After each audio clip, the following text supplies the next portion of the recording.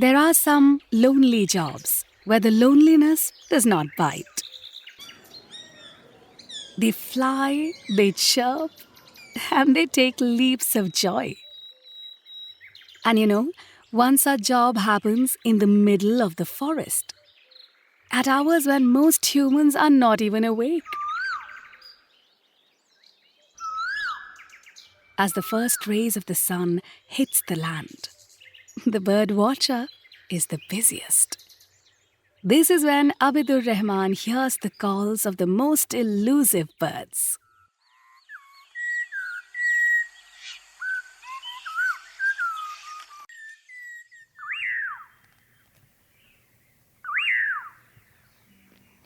India is a paradise for bird watchers from around the world. Ornithologists love this country. From the mighty Himalayas to the thick forests in the northeast, from the wetlands of Kerala to the salt deserts of Kutch, there are 1,300 species of birds. Of them, 60 are found only here. Whether it is the shy white-bellied heron or the tiny but loud bellbird, the avian diversity of India is astonishing.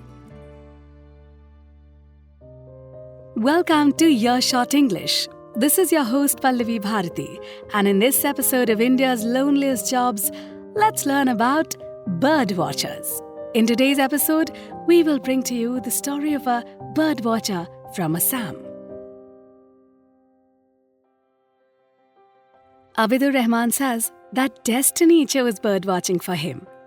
Rahman is from Bokakhat in Upper Assam, which lies close to the Kaziranga National Park. The Kaziranga National Park is home to several species of birds and hosts many migratory bird species. Growing up, Abidur says, the calls and warbles of a multitude of birds were everyday sounds. And then, as an adult, sometime in 2005, he first met Imran Ali, a bird watcher. The sight of the man with a binocular in his hand, standing still for hours, lost in the various calls in the surrounding, was fascinating to Abidur. He met other local bird watchers, including the owner of an iconic resort in Kaziranga. And by then, he knew he had to be a part of the community of bird watchers. Abidur decided to train himself and found a mentor and a boss in Kalimpong-based Peter Lobo, who taught him the basics of bird watching and also bird tourism, a viable business that has takers now more than ever. Abidur says that many people do not understand the fuss about bird watching.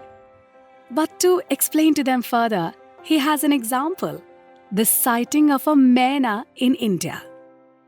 A myna, in India there's more than 30 species of mynas. So how can you different one myna from the others? There's similar different features, because in some there's the wing pattern is different, in some there's the eye pattern is different, in some birds there's legs color is different.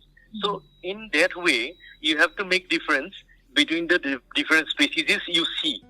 All you need is dollops of patience, lots of curiosity and binoculars, says Abidur.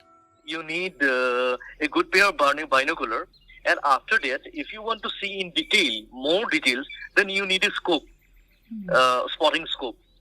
And also, if you go farther beyond, then you need a camera to photograph it. Abidur says that the COVID-19 lockdowns have dampened the spirits of many a bird watcher with the travel restrictions. And this has pushed many of them online. One such website, he says, is eBird, launched by the Cornell Lab of Ornithology. On it, the number of Indian bird watchers who put up pictures of bird sightings comes third among all the countries. The Northeast, he says, is a haven for bird species, and there are so many species that are found in the region alone. He says he is now working on a book that is listing all such species in the region. When asked about the experience of bird watching, this is how he explained it. Let's listen. You wake up in the morning, you stay in the middle of a jungle somewhere. Somewhere in Arunachal, somewhere in Assam, some remote places, not in the resort. somewhere near, close to the nature. So when you wake up in the morning, just in the first sunlight, you will be surrounded by the different calls of the different birds. So it can be some will be very melodious call, some will be very harass call, and after that you will be surrounded by a mixed environment, and suddenly the sun rises, and you walk through somewhere near a river, near a stream, and you are going through, and you look at the atmosphere, look at the trees and shrubs. You will be surrounded by the birds and lots of different colors and the different behaviors, different calls, different different what is called different flight patterns. All these things give you a mixed pleasure, actually. But some of these bird-watching experiences are more memorable than the rest. Abidur speaks of two such memorable ones.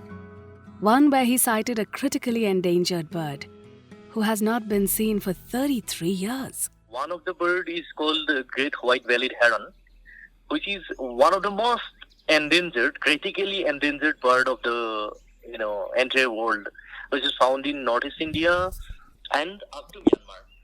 So this it's white-bellied heron, normally found in Bhutan and in Arunachal.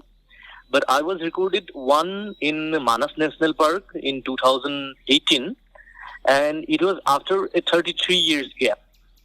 It was in Manas River, so it is one of the top. Then another one good sighting is I video and I photographed the Blight Tragopan in Arunachal, which is also very important, very interesting, one of the most memorable moment for me. It might be a lonely job, but Abidur says that he hardly ever feels alone. When I feel I am in the jungle, I never feel that I am alone.